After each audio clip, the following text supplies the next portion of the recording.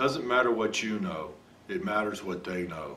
And the key to helping players learn to master their game is to have quality practice sessions that are well thought out and well planned.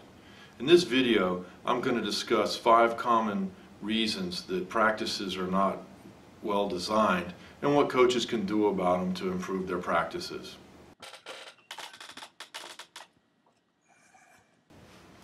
Successful individuals plan. The same is true for successful coaches regardless of sport. Failing to plan is planning to fail. Simply showing that practice without a clear, to-the-minute plan will result in a practice session that is not efficient, doesn't make use of all the available practice time, and seldom covers all of the needed objectives for the upcoming contest.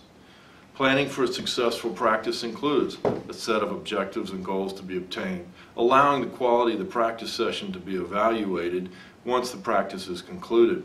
A list of what needs to be practiced should include some of the following: fundamentals, offensive and defensive concepts, whole and part breakdown work, conditioning, game situations. With careful planning, multiple objectives can be practiced at the same time, creating a more intense, productive, efficient, and most of all for the players, a fun practice session.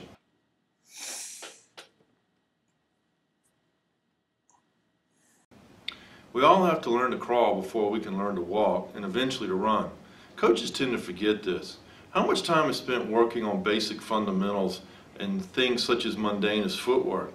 Something like footwork is overlooked. It's not sexy, so to speak, it's boring, and people take it for granted. Yet, a scale like this is the very foundation for nearly every sport. How many coaches include progressive skill warm-ups in practice? You don't see baseball players going out and throwing hard on their first throw, yet basketball players will walk into a gym and begin shooting three-pointers right away. Plan for proper and effective warm-up progressions, skill progressions. Perfect repetition makes for permanent, perfect skill performance. Using appropriate progressions not only teaches proper technique and reinforces it, but it allows players to learn how to coach themselves, how to evaluate their own skills, and to correct them when they make mistakes.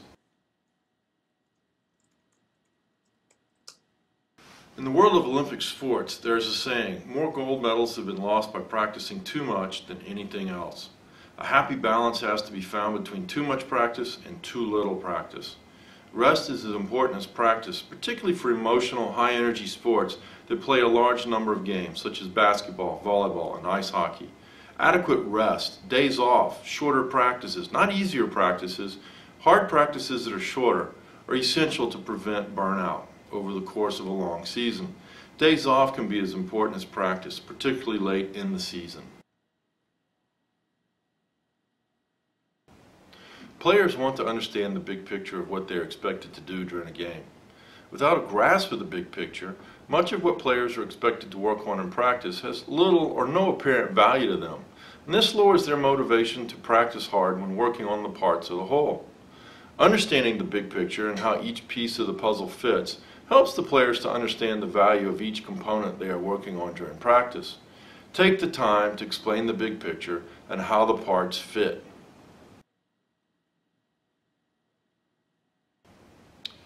Often, when an offensive or defensive scheme fails, it's not because the scheme is not sound. The scheme fails because the players either do not or cannot execute the basic fundamentals required to successfully execute the scheme. In football, it could be basic tackling or blocking. In basketball, it could be how to properly cut, screen, or use screens correctly. And details have to be planned for, included, and emphasized in every practice session. And always remember this: players don't do what their coaches teach them, players do what their coaches emphasize. And just as players need to be taught the big picture, they need to be taught the details, the little picture, how the tiny pieces of the puzzle are necessary in order to complete the puzzle.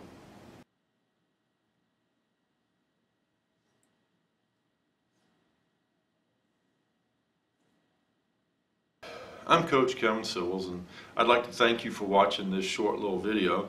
And if you'd like more information on planning quality practice sessions and how to go about doing it, I'd check out my book, Designing Effective Practices for Team Sports. Thanks.